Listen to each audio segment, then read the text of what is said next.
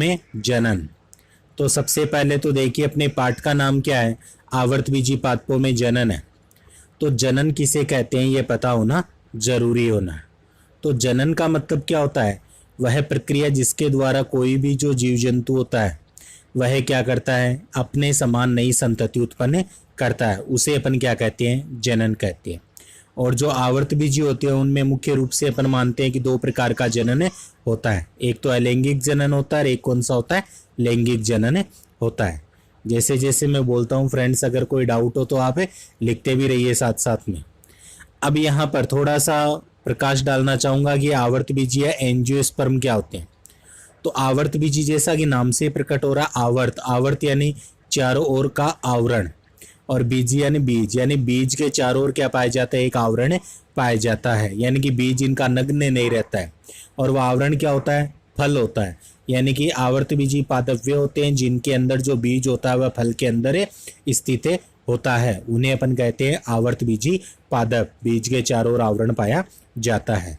तो आवर्तबीजी पादपों में जनन दो प्रकार का बताया आपको, अलैंगिक जनन और लैंगिक जनन। सबसे पहले अपन बात करते हैं अलैंगिक जनन। तो जो आवर्तबीजी पादप होते हैं उनमें अपन कहेंगे कि जो अलैंगिक जनन होते हैं उसमें अर्धसूत्रण और युग्मक संलयन की क्रिया नहीं होती है। अर्धसूत्रण का मतलब क्या होता है फ्रेंड्स, कोशिका विभाजन अपना पढ़ा हुआ है। कोशिका विभाजन में अपन पढ़ते हैं अर्धसूत्री विभाजन। तो अर्धसूत्री विभाजन क्या होता है, वह प्रक्रिया जिसमें कोशिका डिवाइड होकर अपने समान ही दो नई कोशिका बनाती है, और जो नई कोशिका बनती है उसमें जो गुणसूत्र संख्या होती है वह जनक कोशिका से क्या होती है, आधी हो जाती है, उसे अपन अर्धसूत्री विभाजन कहते हैं। अब यहाँ पर माना गया है कि अलैंगिक जनन में अर्धसूत्री विभाजन नहीं होता है। अगर अर्धसूत्री विभाजन होता तो वहां पर अपन देखते हैं कि वह जनक के समान नए प्लांट्स का निर्माण नहीं होता है। और अलैंगिक जनन में तो जो नई संतति बनती है वह सेम टू सेम कैसी बनती है, अपने जनक के समान ही होती है, क्योंकि इसमें समसूत्री विभाजन की क्रिया होती है। दूसरा दे रखा है युग्मक संलयन भी नहीं होता है। युग्मक संलयन का मतलब होता है कि पादपों में जैसे नर तथा मादा युग्मक बनते हैं, नर युग्मक अपन मानते हैं कि जो परागकण होते हैं, और मादा युग्मक अपन मानते हैं अंडाशय की जो अंडकोशिका होती है उसे मादा युग्मक या अंडप अपन कहते हैं। तो वह दोनों आपस में मिलते नहीं, अर्थात संलयन नहीं होता है। कहने का मतलब निषेचन की प्रक्रिया नहीं होती है। तो ऐसा जनन जिसमें अर्धसूत्री विभाजन भी नहीं हो रहा है और युग्मक संलयन भी नहीं हो रहा है उसे अपन क्या कहेंगे, अलैंगिक जनन कहते हैं। अब जो अलैंगिक जनन होता है उसकी मुख्य रूप से अपने दो विधियां दे रखी है। अलैंगिक जनन जो है उसकी प्रमुख दो विधियां, एक तो अपन कहेंगे अनिषेक बीजता और दूसरी कायिक जनन। अनिषेक बीजता और कायिक जनन ये दो मुख्य विधियां अपने दे रखी है। सबसे पहले अपन बात करेंगे यहाँ पर अनिषेक बीजता।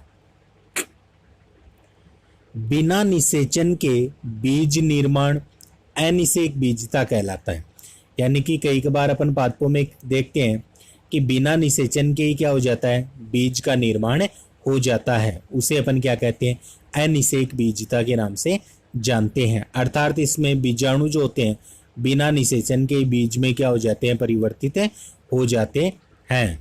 और इसमें अपन कहेंगे कि इन बीजों के विकास में अर्धसूत्री विभाजन यानी कि अर्धसूत्रण व युग्मक संलयन नहीं होता है। ये भी इसमें याद अपने को रखना है। तो ये अनिषेक बीजता के बारे में एक छोटा सा टॉपिक अपने पाठ में दे रखा था। अब मुख्य जो बात अपने सेकंड नंबर जिसे अपन क्या कहते हैं, कायिक जनन के नाम से जानते हैं, वह क्या होता है। कायिक जनन यानी कि वेजिटेटिव प्रोपेगेशन। तो पौधों के किसी कायिक भाग, पौधे के किसी कायिक भाग जैसे जड़, तना, पत्ती आदि से अगर पौधे का निर्माण हो रहा है तो उसे अपन क्या कहते हैं, कायिक प्रवर्धन या कायिक जनन के नाम से भी जानते हैं। कायिक जनन यानी पादप के जो कायिक अंग, जड़, तना, पत्ती, कायिक अंग वे होते हैं फ्रेंड्स जो अपन मानते हैं कि लैंगिक अंगों को छोड़कर अन्य अंग जो पाए जाते हैं पादप में कायिक अंग होते हैं। तो उनसे अगर नए प्लांट का निर्माण हो रहा तो उसे कायिक प्रवर्धन या कायिक जनन कहते हैं। अब ये जो कायिक प्रवर्धन होता है वह दो विधियों से होता है। एक तो होती है आपकी प्राकृतिक कायिक प्रवर्धन विधि, दूसरी होती है कृत्रिम कायिक प्रवर्धन विधि। फर्स्ट देखिए प्राकृतिक कायिक प्रवर्धन। विभिन्न पादप अंग प्राकृतिक रूप से नए पौधे का निर्माण करते हैं। प्राकृतिक कायिक परिवर्तन की जो क्रिया होती है उसमें अपन देखते हैं कि जो पादप वगैरह होते हैं वह अपने नेचुरल तरीके से नए प्लांट्स का निर्माण करते हैं, जिसमें अपन मुख्य रूप से देखेंगे कौन कौन भाग लेते हैं। जड़, तना, पत्ती आदि भाग लेते हैं। सबसे पहले अपन देखेंगे यहाँ पर तने के द्वारा जो कायिक प्रवर्धन की क्रिया होती है। फर्स्ट नंबर, तने के द्वारा कायिक प्रवर्धन। तो इसमें देखिए कि रूपांतरित तना जैसे कंद, सल्ककंद, घनकंद और ऊपरी भूस्थारी, अंतः भूस्थारी आदि क्या करते हैं, अनुकूल परिस्थितियों में पौधे के गुणन में सहायता करते हैं। आदि विपरीत परिस्थितियों में अनुकूल परिस्थितियों में पौधे के गुणन में क्या करते हैं, सहायता करने का कार्य करते हैं। अब ये कंद, सलकंद, घनकंद, प्रकंद ये क्या होते हैं, इनके बारे में आगे मैं आपको डिटेल से बताऊंगा फ्रेंड। अब वैसे तो आपका पढ़ा हुआ है। कंद का मतलब है, एग्जाम्पल के तौर पर बताऊंगा, कंद होता है आलू, प्रकंद होता है अपना अदरक, सल्ककंद अगर अपन देखें तो वह होता है लहसुन, और घनकंद अगर देखें तो अरबी जो आती है अपने, वह घनकंद का एग्जाम्पल। ऊपरी भूस्थारी की बात की जाए तो घास जो है वो ऊपरी भूस्थारी होता है। अंतः भूस्थारी की अगर बात की जाए तो पुदीना जो होता है वह अंतः भूस्थारी होता है, और केवल भूस्थारी देखा जाए तो स्ट्रॉबेरी जो होता है वह भूस्थारी के अंतर्गत आता है। तो इनके बारे में डिटेल से बाद में देखेंगे अपन। अब आगे देखिए, जड़ों के द्वारा जो कायिक प्रवर्धन होता है, जड़ों के द्वारा कायिक प्रवर्धन, उसमें क्या होता है कि कुछ काष्ठीय पौधों की जड़ें प्ररोह को उत्पन्न करती है। प्ररोह का मतलब अपन कह सकते हैं पादप के जो मूलांकुर से ऊपर वाला जो प्रांकुर भाग होता है, बीज के दो पार्ट होते हैं, प्रांकुर जिससे प्ररोह का निर्माण होता है, मूलांकुर जिससे मूलतंत्र का निर्माण होता है। तो प्ररोह से निर्मित जो भाग होता है उसे उत्पन्न करती है, जो नए पौधे के रूप में क्या करते हैं, वृद्धि करते हैं, जैसे चमेली है, शीशम है, नीम है आदि। तो कुछ पौधों में कंदीय मूल होती है जो अपस्थानिक कलिकाओं को उत्पन्न करने का कार्य करती है, जिससे अपन कहते हैं कि एक नए पौधे का निर्माण होता है। जड़ों के द्वारा जैसे अपन कहते हैं फ्रेंड्स, अपने पास कोई एक पादप है, उसमें जड़ों में क्या होती है, अपस्थानिक कलिकाएं निकल आती है, और ये कलिकाएं फिर क्या हो जाती है, प्रस्फुटित हो जाती है, और इन्हीं जड़ों से अपने को नए प्लांट्स की उत्पत्ति दिखाई देती है। उसे अपन जड़ों द्वारा कायिक प्रवर्धन कहते हैं।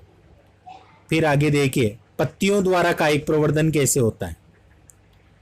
तो पत्तियों द्वारा कायिक प्रवर्धन अगर देखें तो जो अपना एक तो पत्थर चट्टा जिसे अपन कह सकते हैं कि बिग्नोनिया, पत्थर चट्टा के अलावा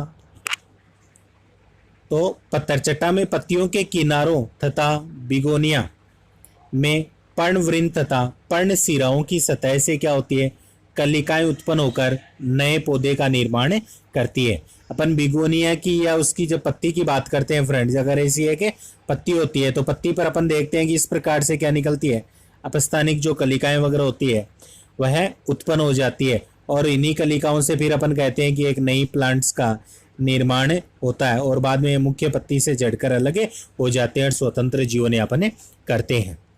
वह पत्तियों द्वारा कायिक प्रवर्धन। अब जन्नांगों के द्वारा जो कायिक प्रवर्धन होता है वह कैसे होता है, देखिए इसी का चौथा पार्ट है।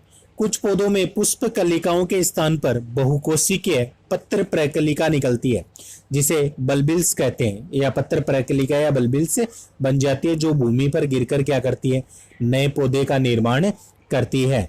जैसे रामबास, या अपन कहते हैं कि एक रतालू नाम का पादप आता है, उसमें भी एक क्रिया होती है जिसे अपन डायोसेरा के नाम से जानते हैं, रामबास को कहते हैं, अगेव के नाम से भी अपन इसे जानते हैं, अगर नाम सुना होगा तो ये जन्नांग के द्वारा ये क्रिया होती है। तो ये चार प्रकार तो थे, जड़, तना, पत्ती और जन्नांगों के द्वारा प्राकृतिक रूप से होता है, यानी नेचुरल। अब जो सेकंड टाइप आता है कृत्रिम कायिक प्रवर्धन, वह कैसे होता है। कृत्रिम का मतलब होता है आर्टिफिशियल, यानी कि मानव के द्वारा कोई कार्य हो रहा होता है, उसे अपन कृत्रिम नाम से जानते हैं।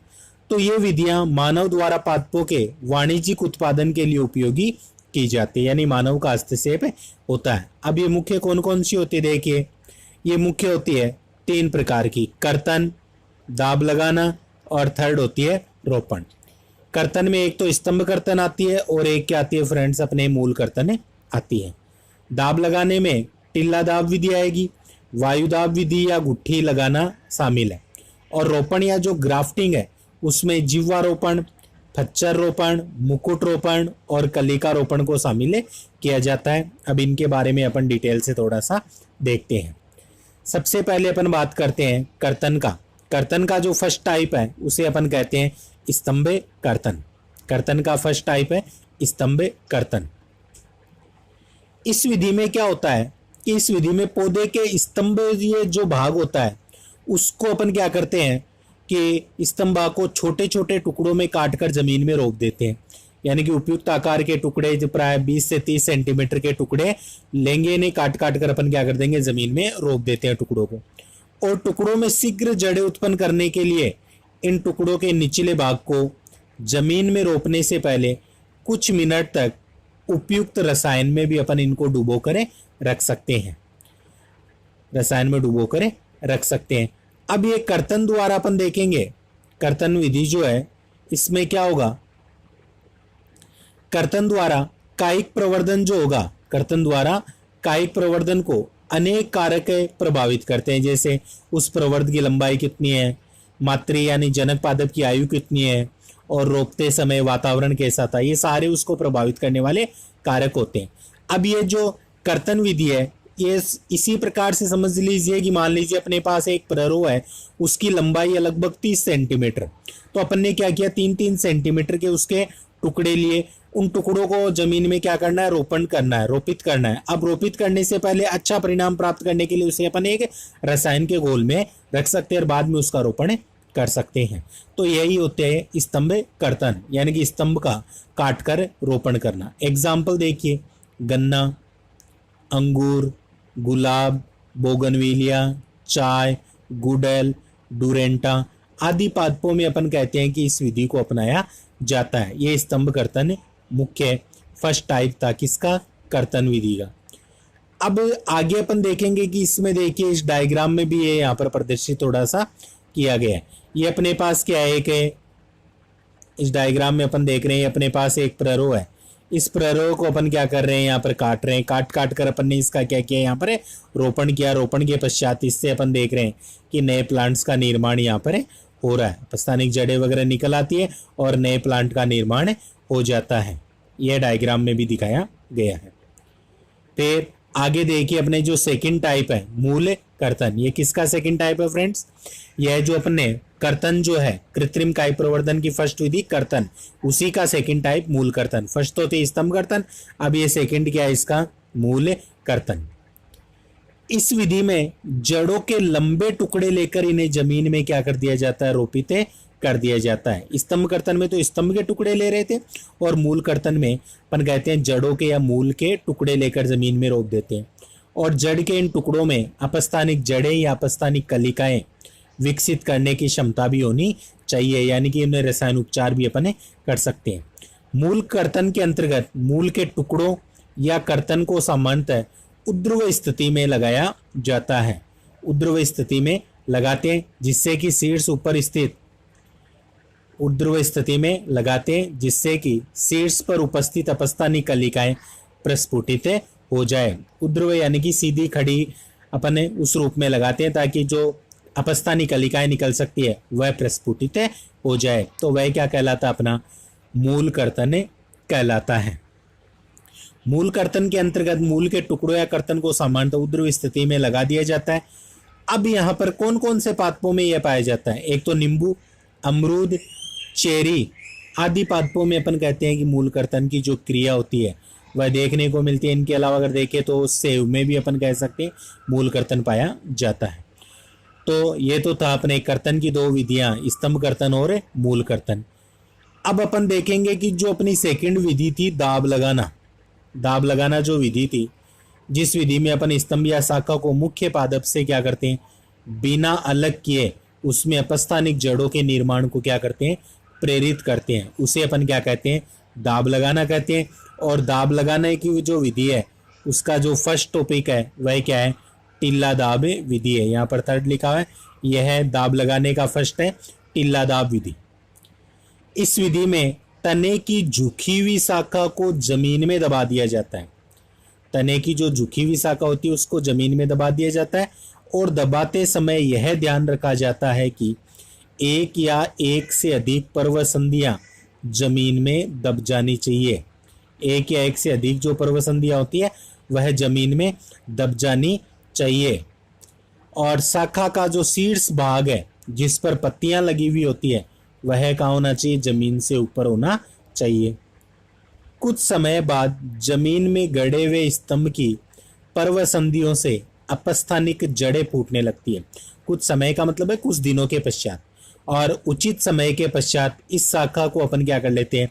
मातृ पौधे से काटकर अलग कर लेते हैं और मिट्टी के पिंड सहित इसे अलग करके अलग रोपित कर दिया जाता है। तो यह क्रिया क्या कहलाती है? टिल्ला दाब विधि होती है। एग्जाम्पल देखे तो चमेली, मोगरा आदि में यह विधि होती है। इस विधि को देखिए फ्रेंड्स, यहाँ एक डायग्राम से समझाऊंगा मैं आपको। एक डायग्राम दे रखा है, ये डायग्राम, ये अपने पास क्या है? एक प्लांट्स है, ये दो क्या इसकी शाखा है, इनको अपन ने क्या किया? इसे झुका लिया है थोड़ा सा नीचे की ओर, और इसको भी ऐसे झुका लिया नीचे की ओर। अब यहाँ पर अपन ने क्या किया? इनको झुकाकर इनको मिट्टी से क्या कर दिया? ढक दिया, मिट्टी से ढक दिया। और लगातार इस पर किसका छिड़काव कर रहे हैं अपन? जल वगैरह का छिड़काव कर रहे हैं। तो कुछ दिनों के पश्चात जो ये अपना जो पार्ट मिट्टी में दबा हुआ जो पार्ट है ना, इस पार्ट से क्या निकल आती है? जड़ें निकल आती है। और जड़ें निकल आती है तो यहाँ से अपन देखेंगे कि एक नया प्लांट अपने को दिखाई देने लग जाता है, अपस्थानिक जड़ें फूटने लग जाती है। तो अपन क्या करेंगे? फिर इसको यहाँ से काटकर उस मिट्टी सहित ही इसका क्या कर दिया जाता है? अलग अपन इसको क्या कर देंगे? रोपित कर देंगे। फिर अपने को एक नया प्लांट प्राप्त हो जाता है।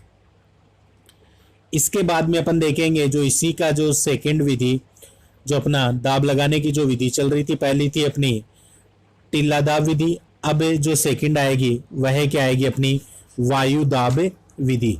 वायु दाब विधि या अपन कहेंगे गुट्टी लगाना भी इसे कहते हैं। इसमें क्या होता है देखिए, इस विधि का उपयोग वृक्षों में किया जाता है, यानी बड़े जो पादप होते हैं वृक्ष, उनमें जिनकी शाखाएं मोटी और काष्ठीय होती है। इस विधि में उपयुक्त शाखा के सामान्य मोटे व स्वस्थ भाग पर चारों ओर बाहरी परत या छाल को एक वलय के रूप में हटा देते हैं, यानी उसकी पूरी छाल को हटा दिया जाता है शाखा से। अब छाल रहित जो भाग होता है मोस, छाल रहित जो भाग होता है मोस, उस पर गिल्ली मिट्टी या रुई से उसे क्या कर देते हैं? ढक देते हैं। गिल्ली मिट्टी या रुई से ढक देंगे। ढकने के पश्चात इस भाग को नम एवं सुरक्षित रखते हैं, यानी एनी टाइम जल की व्यवस्था कर देते हैं। इस ढके हुए भाग को अपन क्या कहते हैं? गुट्टी कहते हैं। और इस विधि को गुट्टी बांधना या गुट्टी लगाना भी कहते हैं। गुट्टी भाग पर बूंद बूंद करके पानी टपकाया जाता है। इसके लिए चित्रानुसार एक घड़ा वृक्ष की किसी ऊपरी शाखा पर लटका दिया जाता है। अभी अपन चित्र में देखेंगे, लटका दिया जाता है और उसकी तली में से एक छेद करके उसमें रस्सी का टुकड़ा लगा देते हैं। 4 से 8 सप्ताह बाद गुट्टी के ऊपरी भाग से जड़ें निकलने दिखाई देती है और इस जड़ युक्त भाग को मुख्य पौधे से अलग करके मिट्टी में क्या कर दिया जाता है? रोपित कर दिया जाता है। एग्जाम्पल अगर देखें तो इसके मुख्य रूप से अगर अपन देखें तो लीची, अनार, गुड़हल, अमरूद और नींबू, संतरा, ये इसके मुख्य एग्जाम्पल है।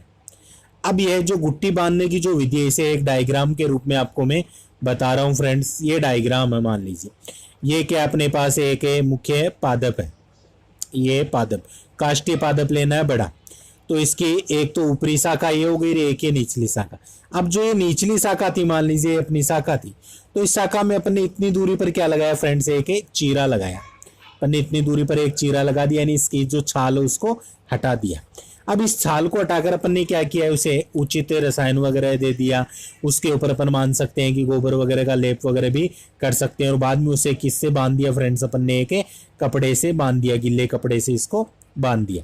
और इसकी जस्ट जो ये ऊपरी शाखा है, मान लिया ये ऊपरी शाखा है, इसके ऊपर अपन ने क्या लटका दी? एक मटकी लटका दी। किससे भरी हुई? जल से भरी हुई मटकी लटका दी। इस मटकी के पेंदे में अपन ने क्या किया? एक छिद्र किया और छिद्र में सूतली या कोई भी रस्सी पिरोई और उस रस्सी को इससे लटका कर अपन ने जो यहाँ पर ये संरचना बांधी थी, इसके चारों तरफ अपन ने क्या कर दिया, लपेट दिया, जिससे लगातार जल आता रहेगा और ये भाग क्या बना रहेगा, नम बना रहेगा। और कुछ दिनों के पश्चात अपन कहेंगे कि इस भाग से क्या होती है, जड़ें निकलना प्रारंभ हो जाती है और नए पौधे का निर्माण हो जाता है।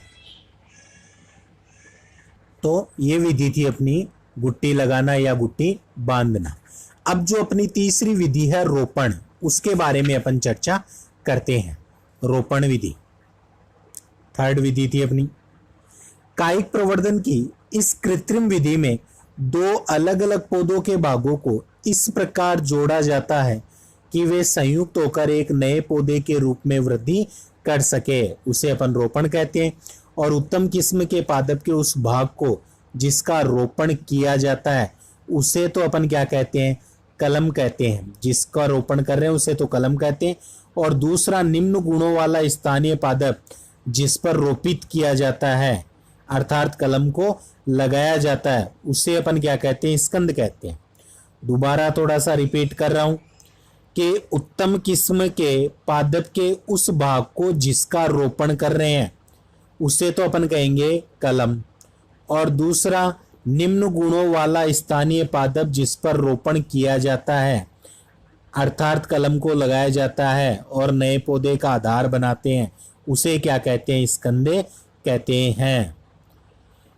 तो यहाँ पर क्या दे रखा है, इस विधि में होता क्या है, रोपण की विधि में क्या होता है, अपने दो प्लांट्स अपन लेते हैं, एक निम्न गुणों वाला होता है और एक अच्छे गुणों वाला होता है।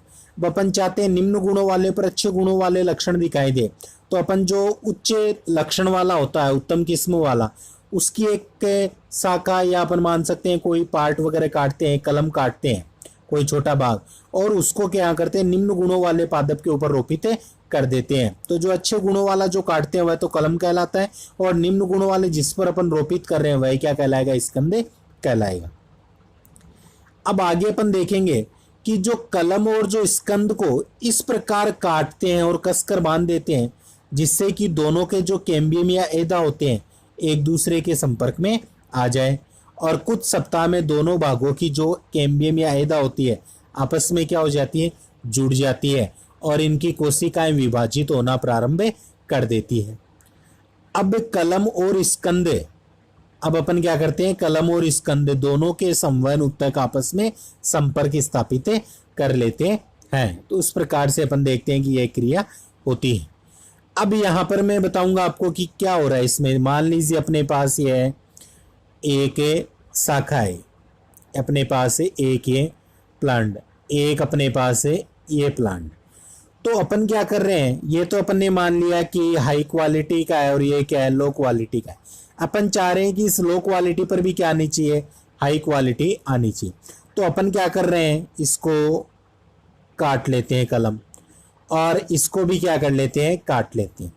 अब काटने के पश्चात अपन क्या करते हैं, इसका जो ऊपरी पार्ट है ये, इसका जो ये ऊपरी पार्ट है इसको अपन क्या लाएंगे, इसके स्थान पर लाकर, यह जो पार्ट है इसको तो हटा देंगे और इसके स्थान पर लाकर इसको क्या कर देंगे, रोपित कर देंगे।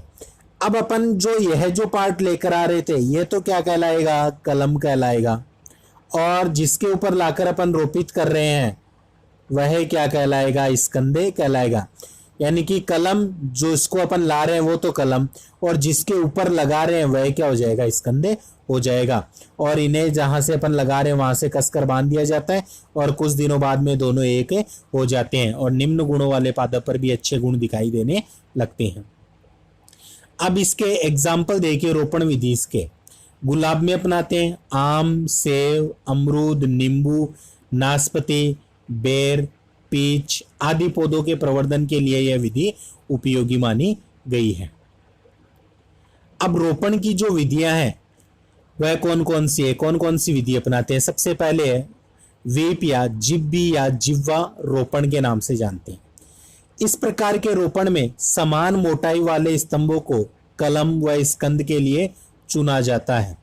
यानी कि जो भी अपन स्तंभ ले रहे हैं दो, उनकी मोटाई क्या होनी चाहिए, समान होनी चाहिए।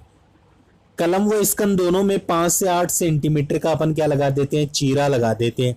इसके बाद स्कंद में जो वी आकार का चीरा लगा देते हैं अपन, स्कंद में अपन देखते हैं कि एक वी आकार का चीरा लगा देते हैं।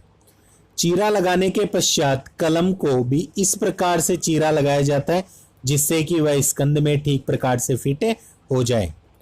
कलम को स्कंद में लगाने के बाद दोनों को क्या कर देते हैं, कसकर बांध देते हैं। देखिए इसको थोड़ा सा डायग्रामेटिक समझा रहा हूं आपको, डायग्राम में ज्यादा समझ में आएगा। ये अपन ने मान लिया फ्रेंड्स अपने पास क्या है, यह एक प्लांट्स अपन ने लिया। तो यह जो मुख्य है ये तो अपन ने मान लिया कि अपन ने अलग अलग ले रखा। ऊपर वाला जो पार्ट है यह तो अपने क्या है, कलम है जो अपन ने किसी एक शाखा से काटा है, और ये स्कंद जो दूसरी शाखा से काटा है, दो अलग अलग शाखाओं से लिया गया, दो अलग अलग पादपों की। अब इस स्कंद के ऊपर अपन क्या लगाते हैं, कलम को लगाते हैं। दोनों में चीरा इस प्रकार से लगाएंगे कि कलम स्कंद के ऊपर फिट हो जाए। इस प्रकार से चीरा लगा दिया। अब अपन क्या करेंगे, कलम को स्कंद पर लाएंगे, यानी कि दोनों को एक दूसरे के ऊपर लगा दिया जाता है। ये यहाँ पर अपन ने इनको लगा दिया।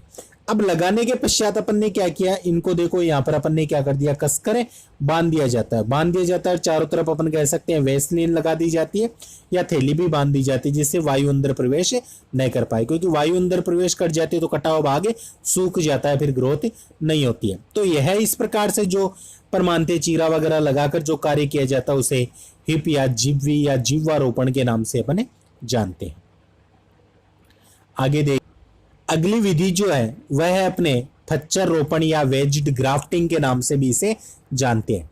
इस विधि में क्या होता है, कलम और स्कंद का व्यास क्या होना चाहिए, समान होना चाहिए। इसमें अपन मानते हैं कि व्यास जो होता है वह समान होना चाहिए, और स्कंद में वी आकार का चीरा लगाते हैं, जबकि कलम में वेज के आकार का चीरा लगाते हैं। कलम को स्कंद में फंसाकर अच्छी तरह बांध दिया जाता है। यानी कहने का मतलब है कि इस प्रकार से वी आकार का चीरा लगाते हैं कि दोनों का क्या हो जाए, आसानी से दोनों बंध जाए, उसे अपन फच्चर रोपण कहते हैं। फिर थर्ड जो विधि दे रखी है वह क्या होती है, किरीट या मुकुट रोपण के नाम से इसे जानते हैं। किरीट या मुकुट रोपण, इस विधि में कई कलमों को चयनित करके उनके आधार को काटकर वेज्ड शेप्ड यानी कि स्पानवत अपन बना लेते हैं। अब स्कंद के किनारों पर, स्कंद के जो किनारे होते हैं उन पर कई दरारें बनाकर कलमों के आधारों को इनमें फंसा दिया जाता है। इसके पश्चात इसे कसकर बांध दिया जाता है, और इसमें स्कंद का व्यास कलमों के व्यास की अपेक्षा कई गुना अधिक बना दिया जाता है। और अब देखिए डायग्राम में आपके ज्यादा समझ में आएगी फ्रेंड्स। ये डायग्राम है। पहला जो डायग्राम अपने ये फर्स्ट, ये डायग्राम किसे प्रदर्शित कर रहा है, अपनी जो फच्चर रोपण विधि थी। इस फच्चर रोपण विधि में अपन ने क्या किया था कि ये वी आकार का अपन ने क्या लगाया, चीरा लगाया, और जिसमें अपन देखेंगे कि नीचे वाला हिस्सा तो बन गया ये स्कंद वाला, और ऊपर वाला जो हिस्सा था उसको अपन ने बनाया ऐसे। बाद में अपन ने इस ऊपर वाला जो कलम है उसको स्कंद के अंदर क्या कर दिया, फिटे कर दिया। ये तो फर्स्ट डायग्राम बता रहा है जो फच्चर रोपण विधि थी। अब जो दूसरा डायग्राम है फ्रेंड्स, यह क्या बता रहा है, यह मुकुट रोपण या किरीट रोपण को बता रहा है कि इसमें स्कंद की मोटाई कलम से कई गुना अधिक होती है। जैसे कि स्कंद दिख रहा है अपने नीचे वाला, ये स्कंद, इसकी मोटाई क्या है, अधिक है, और इसमें कई कलम रोपित कर रहे हैं। जैसे अपन ने एक कलम ये भी लगा दी, एक ये भी लगा दी, दो, बहुत अधिक कलम इसमें लगा सकते हैं। इसलिए इसे क्या कहते हैं अपन, किरीट या मुकुट रोपण के नाम से जानते हैं। ये यहाँ पर देखो इस प्रकार से अपन ने कलम काटी थी और इसके अंदर इसका क्या कर दिया, रोपण कर दिया। अब तीसरा जो जिसमें दो डायग्राम दिख रहे हैं, ये क्या है अपने, ये क्या है, कलिका रोपण है, जिसके बारे में आगे बताऊंगा। इस विधि में क्या किया जाता है, कलिकाओं का रोपण किया जाता है। स्तंभ की जो छाल होती है ना, उसमें अपन क्या करते हैं, टी आकार का क्या करते हैं, चीरा लगाकर उसमें जो कलम की कलिका को क्या कर दिया जाता है, रोपित कर दिया जाता है। इसमें अपन क्या करते हैं, जो स्कंद होता है उसकी छाल में टी आकार का चीरा लगाकर उसमें कलम की कलिका को रोपित कर देते हैं, और इसके बाद उस स्थान को कसकर बांध देते हैं। आगे अपन देख रहे हैं कि बांध दिया जाता है। तो यह जो डायग्राम है, ये डायग्राम है अपना कलिका रोपण का। तो देखिए इसके बारे में, कलिका रोपण क्या होता है। इस विधि में एक कलिका का रोपण किसी उपयुक्त स्तंभ में किया जाता है और इसमें उत्तम गुणों वाले पौधे की स्वस्थ कलिका को तेज चाकू की सहायता से काफी गहराई तक से निकाला जाता है। अब किसी अन्य पौधे के स्तंभ में जिसमें कलिका का रोपण किया जाता है उसमें अपन क्या कर रहे हैं, टी आकार का कटान बनाते हैं। इस छाल को इस प्रकार उठाते हैं कि कैम्बियम एदा दिखाई देने लगे। अब ली गई कलिका को स्तंभ के जो कटान है उसमें घुसाकर उठाई गई छाल को पुनः अपन मानते हैं कि मूल जो होता है उस अवस्था में रख देते हैं। कली को सुखा रखते हैं, खुला रखते हैं और इसके जोड़ पर रोपण करके मोम लगाकर बांध दिया जाता है। मोम लगाकर बांध देते हैं ताकि हवा ना आए। 3 से 4 सप्ताह में कलिका जो होती है वह प्रस्फुटित हो जाती है और मूल वृंत की पत्तियों और कलियों को तोड़कर अलग कर लेते हैं और कुछ समय बाद स्कंद के लिए प्रयुक्त पौधे के शीर्ष भाग को रोपित कलिका के ऊपर से अपन क्या कर देते हैं, काट देते हैं और कलिका रोपण सेब, नाशपाती, गुलाब आदि में किया जाता है। यानी कि सीधा सा अपन यह पढ़ते हैं कि इसके अंदर क्या करते हैं, कलिका का रोपण किया जाता है। जो स्कंद होता है स्कंद की छाल में अपन क्या करते हैं, टी आकार का क्या लगा देते हैं कि चीरा लगा देते हैं और चीरा लगाकर वहां से उस छाल को निकाल लिया जाता है और उसमें अपन क्या करते हैं, कलम की जो कलिका होती है उसको रोपित कर दिया जाता है और बाद में दोनों को बांध दिया जाता है और बाद में कुछ दिनों बाद में नया प्लांट प्राप्त हो जाता है।